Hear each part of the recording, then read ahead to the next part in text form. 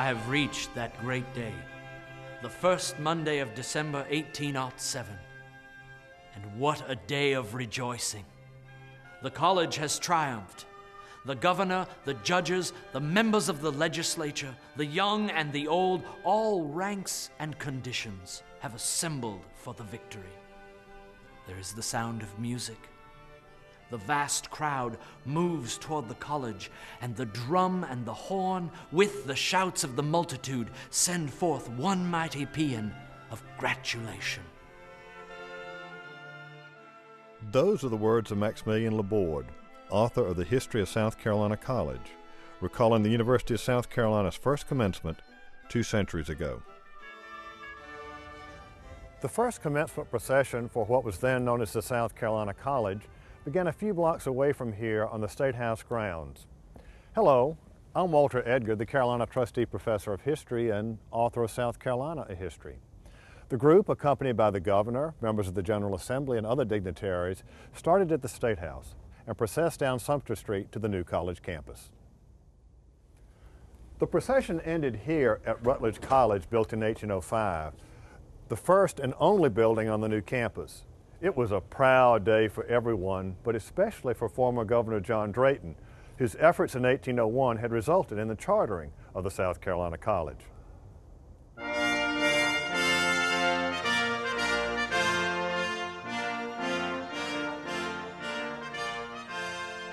The first graduating class in 1807 was composed of just 5 students, all prepared at Mount Bethel Academy in Pomeria, a small community near Newberry, South Carolina. South Carolina College's first president, Jonathan Maxey, presided over the ceremony held in the chapel in Rutledge College.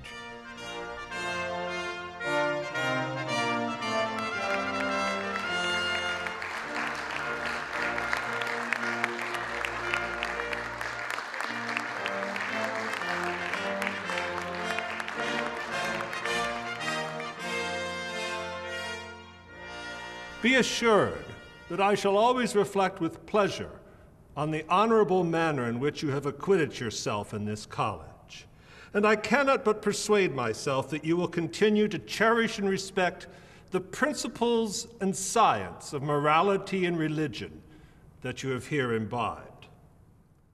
The first graduate of the South Carolina College was actually Anderson Crenshaw, who completed the requirements in 1806, but deferred the formality of taking his degree until his brother graduated.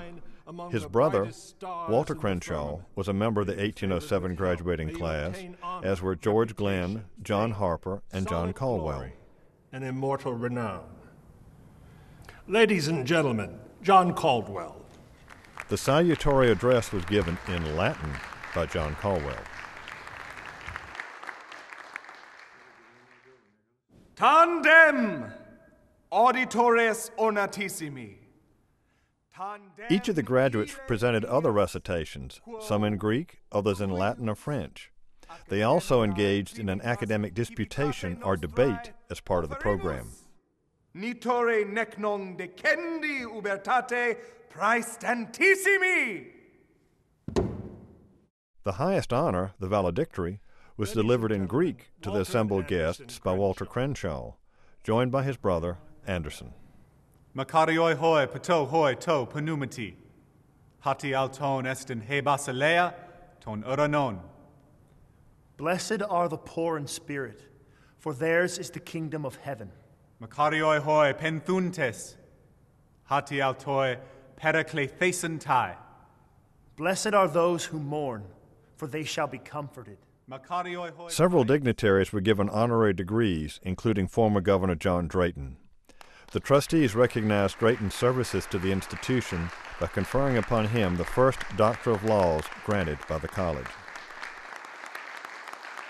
After leaving office, Drayton was appointed judge of the United States Court of the District of South Carolina, serving from 1812 until his death in 1822.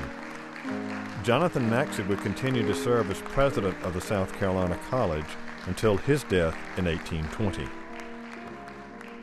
Walter Crenshaw was admitted to the bar in 1810 and moved to Alabama to practice law. His brother Anderson also passed the bar exam and later followed his brother to Alabama, where he practiced law and served as a mayor and a circuit judge. John Caldwell also returned home to practice law and later represented Newberry in the House of Representatives. George Glenn continued his studies at the University of Pennsylvania Medical College. He then returned to Newberry, where he practiced medicine until his death in 1866. John Harper traveled to New Orleans to study law, but he contracted yellow fever and died in 1810, less than 3 years after graduating. The tradition that began with these 5 young men 2 centuries past paved the way for hundreds of thousands of graduates to follow. All graduates who walk across the stage take their places in the history of the University of South Carolina. No group of individuals has had a more positive impact in the state of South Carolina than the graduates of the University of South Carolina. Over the past 2 centuries, statesmen, scientists, doctors, and scholars from USC have touched the lives of millions. Each year, graduates from all disciplines will leave the University of South Carolina and carry their talents to points around the world.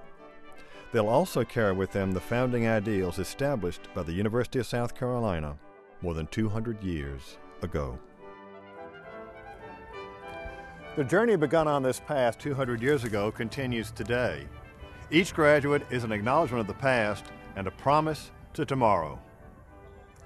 They are representatives of a place where the past and future coexist and flourish, where the paths of thousands were paved by 5 young men.